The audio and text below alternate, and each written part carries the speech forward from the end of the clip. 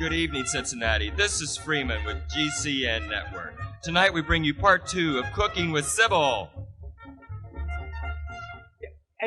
And here's Sybil Bruncheon. And here's Sybil Bruncheon. Yay!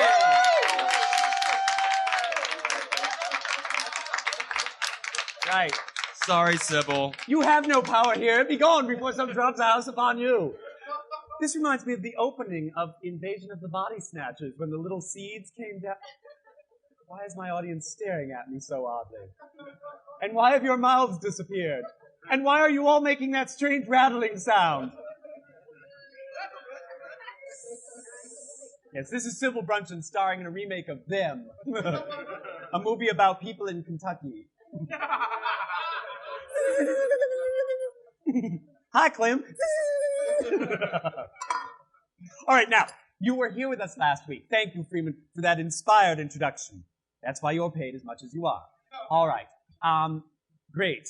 He's dropped my toilet tiara. That's the tiara I wear when I use the bathroom. My toilette tiara. I'm sorry. Tiara toilette. Settle down. All right. Too much champagne for Mr. Wyatt. All right. Now, we are in the second episode of our Sybil Bruncheon cooking class. And it's so much nice sometimes to send our servants on holidays, our staff of 33 kitchen people, and we try and get back to our roots, just like Marie Antoinette with her little dairy. Ooh, let's cook, shall we? What can we do? We could do something that's very difficult. Oh, I'm an aristocrat. I don't know what I could do in the kitchen, but I should challenge myself. Something difficult. What should it be? Jello! Jello bouillabaisse. Jello tartare. All right, now, we're going to do a special recipe, which is apropos to the season which we just went through, and I hope, you see, we should have done this show back in June when the cicada season was at its height, because we're doing Gelatin Supreese, which is a wonderful French. It was Charles de Gaulle's favorite dish. After the war, the French had very little food, and so they were forced to make delicacies out of the most incredible things. Soil surprise, let's see, I don't know, rusty nail stew, I mean, all sorts of things. The French can die of starvation, but they do it with such élan, such éclat, such je ne sais quoi. Oh, I love French. It makes me feel chilly and wet all over at the same time. Well, perhaps not wet all over the place. Now, we're going to do a recipe, and by the way, you must get your Sybil Bruncheon smock, and Donna from Head First will tell us how to order one. And, but first, we must learn our utensils. We cannot, as aristocrats. How many of my audience, by the way, tonight is aristocrats? You all are! What a tremendous surprise! No, so many times I perform from in front of groundlings. Let's call a spade here. I mean, just rubbish. I perform in front of people who are just, well, they come in with filthy hands, and you think that they probably were laying the floor in the bathroom. No, they're my studio audience. So this is wonderful. I have an audience full of aristocrats. Ooh, how exciting. And, but we're going to, as aristocrats, we often do damage to ourselves in our kitchens. We blunder in. Only our ladies' maids and our kitchen help are meant to go. This is what they were born for, and they know it. They are designed. They will never know what it is to wear a tiara like all of us. Isn't that correct? And they will never know what it is to wear cabochon earrings of rubies from India, will they? And they will never know what it is to wear fabulous evening gowns like this, will they? No. So we must be careful. Right. They must go on with their lives, and they must use their hands. Ooh, how attractive. And I mean, really, the aristocracy should have been born without opposable thumbs. We never use them, do we? There's something sort of simian about an opposable thumb. Freeman, do you have an opposable thumb? I don't have any thumbs at all. Really? No. It looks like you're missing lots of the rest of your anatomy as well. That explains why you have an arm up your behind. Monkey see, monkey do. Really?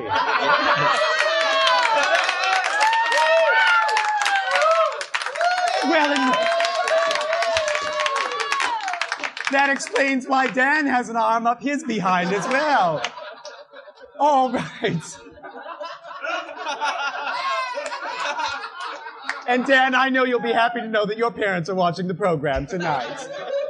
And so are yours, Freeman. So you'll both be taking a little trip to the Cincinnati Zoo. To the polar bear cage. Only we're not going to shoot the polar bears this time, darlings.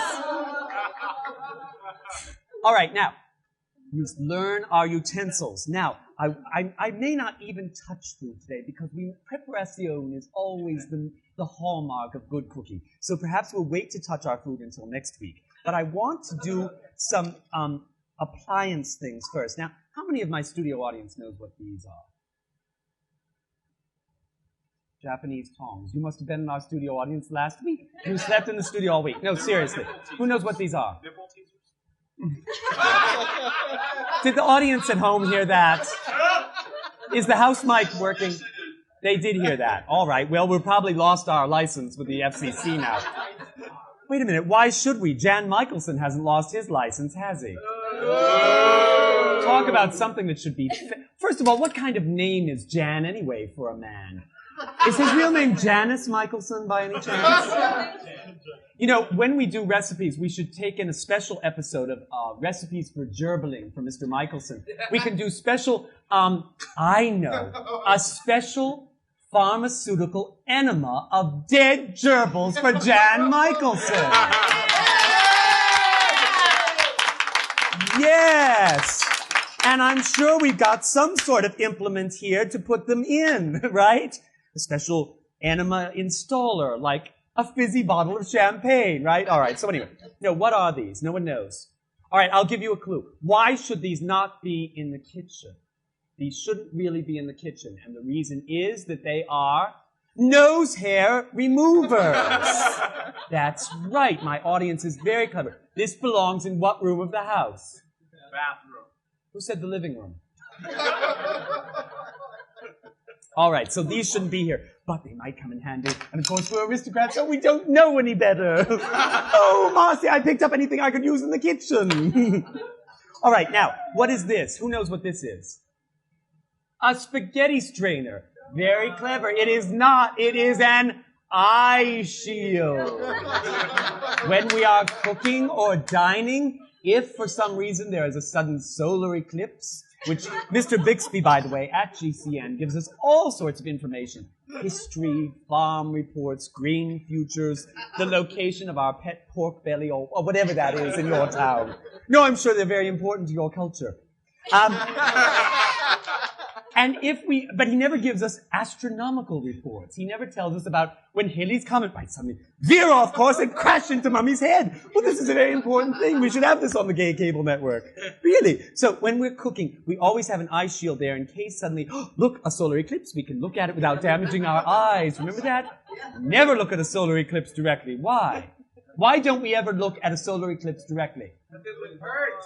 Because it would hurt. Because what? You'll go blind. Those are all incorrect answers. We never look at a solar eclipse directly because it could melt our maquillage. Maquillage, and then we would look like Tammy Baker. I looked at the solar eclipse. Right? Now, does anyone know what this is? No. No. And I'm so ashamed. Fortunately, none of my audience guessed that. None of my audience, they are aristocrats, and their great-grandparents knew what this was. A lowly camera person guessed a potato masher. He will suffer the ultimate penalty. He will have this used on him. This is my brand that I put on all my servants. You know, this is the brand that I put on all my playmates. Jeff, you have an appointment with this in about a half an hour. No, this is not anything like that. This is a set of 19th century braces. You fit them in your nose like that, this and all going like this all the time.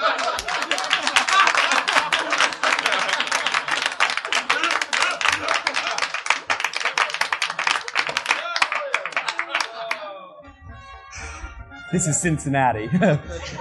And that's the sort of thing they probably will do here down at McAlpin's or LS Airs. Listen, darlings, we'll see you next week. It's been lovely being with you, and we're going to do a recipe. I promise next week. Gelatin Supreese will be back next Thursday or Monday, whenever. So anyway, darlings, au revoir. A big hand for you. A brilliant audience, as usual, especially since you've seen 45 episodes in the last 3 hours. We'll see you next week. Bye-bye.